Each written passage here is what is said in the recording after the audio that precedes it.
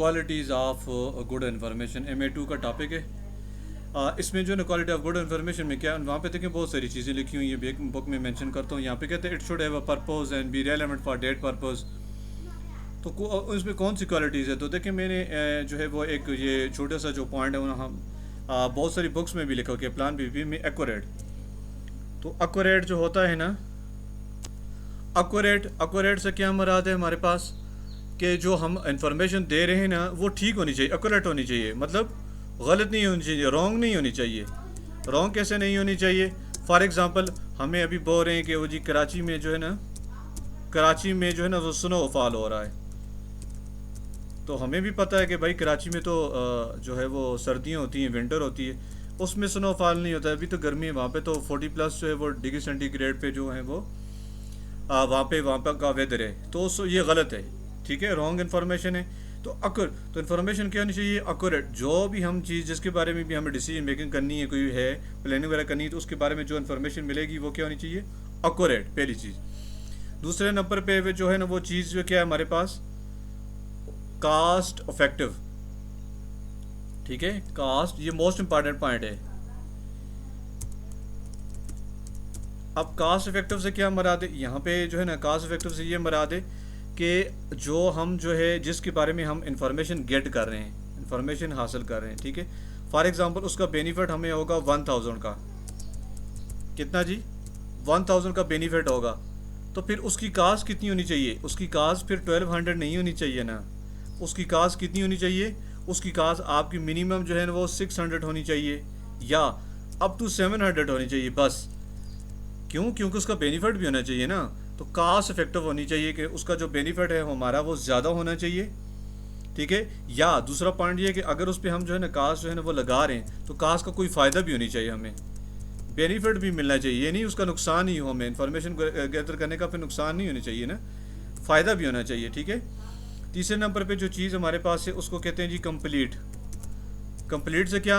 Information. अब for example मैं किसी को कॉल करता हूँ, ठीक है जी, मैं कॉल करने के बाद मैं कहता हूँ ओ जी जो है ना कोई भी बात करके ना मैं कहता हूँ जी आपकी क्लास, और फिर जो है ना वो कॉल हमारी कट जाती है, ठीक है। आपकी क्लास के बाद कॉल जो है क्या जी कट जाती है।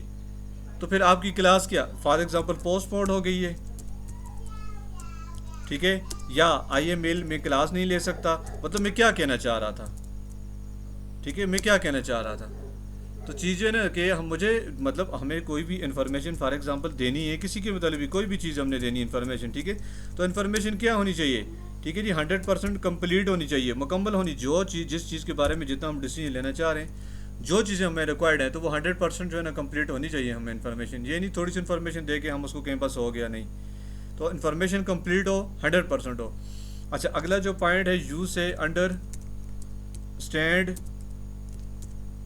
ठीक है, अंडरस्टैंडेबल।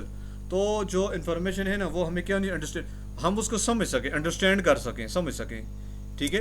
फॉर एग्जांपल हम जो है ना उर्दू स्पीकिंग है तो इंग्लिश हमें किसी हद तक समझ आती है। अगर वो स्पेनिश में है, ठीक है, स्पेनिश लैंग्वेज में जो है तो क्या ख्याल है, हमें समझ आएगी? नहीं ना। तो इन्फॉर्मेशन हमें अंडरस्टैंडेबल होनी चाहिए, जिसको हम समझ सकें और जिसको हम फॉलो कर सकें, ठीक है, और इसको हम जो है वो यूज़ कर सकें। तो इस कंडीशन में होनी चाहिए। उसके बाद जो अगला पॉइंट है हमें वो है रेलेवेंट। आर से क्या है जी? रेलेवेंट। तो इन्फॉर्मेशन रेलेवेंट होनी चाहिए। जो इन्फॉर्मेशन ज़रूरत है, फॉर एग्जांपल हम कहते हैं भाई कि हम जो है वो, ठीक है, सेल्स की जो है ना वो ग्रोथ हमने मालूम करनी है, उसके मुताबिक हमने डिसीजन लेना है। सेल्स की ग्रोथ, ठीक है, सेल की ग्रोथ है। तो फिर इसमें जो है परचेजेस का आंसर जो है ना हमें नहीं लिखना।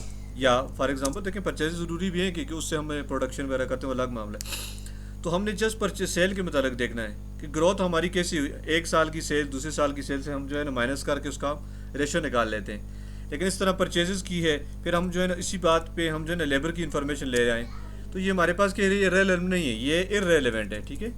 तो रेलेवेंट इन्फॉर्मेशन हमने जो है ना वो लेनी है और उसको जो है ना फिर हमने यूज़ करना है,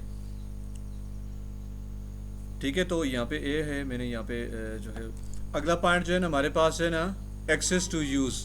एक्सेस टू यूज़ का क्या मतलब है कि हमें जो भी इंफॉर्मेशन हमें मिलेगी, इंफॉर्मेशन हम कलेक्ट करेंगे उसको हम हमारी पहुंच में होना चाहिए, वो हमारी एक्सेस में होनी चाहिए। ठीक है, वो हमारी एक्सेस में होनी चाहिए। ये नहीं कि हम कहते हैं यार इन्फॉर्मेशन, अब मैं बैठा हूँ इस्लामाबाद में, ठीक है, और मैं कहूँ यार इन्फॉर्मेशन तो मेरे पहुंच में है जी, हाँ जी कहाँ पे पड़ी हुई है जी, मैं कहूँ जी कि मॉस्को में। मॉस्को कहाँ पे, वो तो रशिया का कैपिटल है, तो वो मेरी पहुंच से तो दूर है ना। तो इस तरह इन्फॉर्मेशन जो है ना, फॉर एग्जांपल हमने किसी डिपार्टमेंट के लिए जो है वो, ठीक है, वो हमने कलेक्ट वगैरह की है, तो फिर क्या होना चाहिए, वो हमारे एक्सेस में होना चाहिए। ठीक है, हमारे एक्सेस में होनी चाहिए कि हमने जो इन्फॉर्मेशन कलेक्ट करनी है, तो वो हमें उसको एक्सेस उसको कर सकते हैं या नहीं कर सकते। अगर कर सकते हैं तो वेल एंड गुड, अगर नहीं है तो फिर ये उसकी क्वालिटी नहीं है। इसी तरह अगला जो पॉइंट है उसमें कहता है जी टाइमली।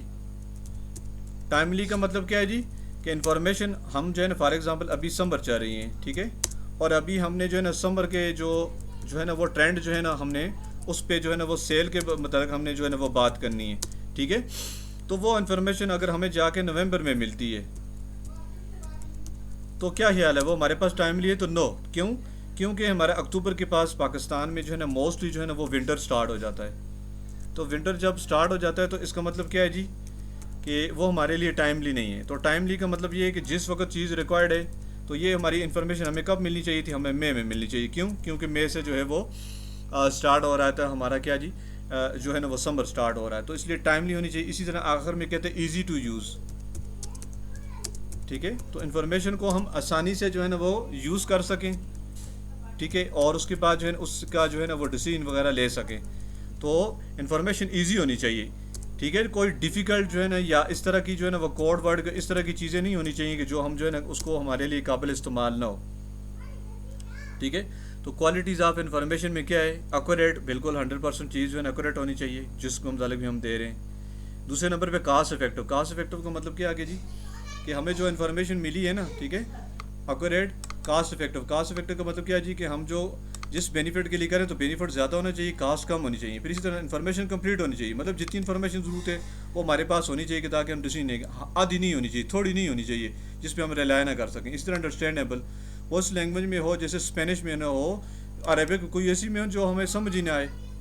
ठीक है, रेलिवेंट से मुराद ये कि जो उसी चीज़ से रिलेटेड हो, उसके इससे इररेलेवेंट जो चीज़ें हैं वो उसमें एक्सक्लूड की जाएँ। एक्सेस टू यूज़, वो हमारी पहुंच में होनी चाहिए और हमें उसे इस्तेमाल कर सकें।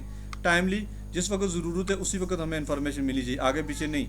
और इजी टू यूज़, हम वो यूज़ कर सकें, हमारे लिए डिफ़िकल्ट ना हो। ठीक है, पासवर्ड ना लगे हुए हों, हैक को मतलब कि इस तरह की चीज़ें ना, जो हम जैसे एक पासवर्ड निकाला, दूसरा लगाया, तीसरा लगाया, चौथा लगाया, पाँचवा लगाया, तो सीधी सी बात है, हमने जैसे ACCA ग्लोबल लिखा और आगे हमें इन्फॉर्मेशन, जो इन्फॉर्मेशन हमें ज़रूरत है हम वो गेट कर लेंगे।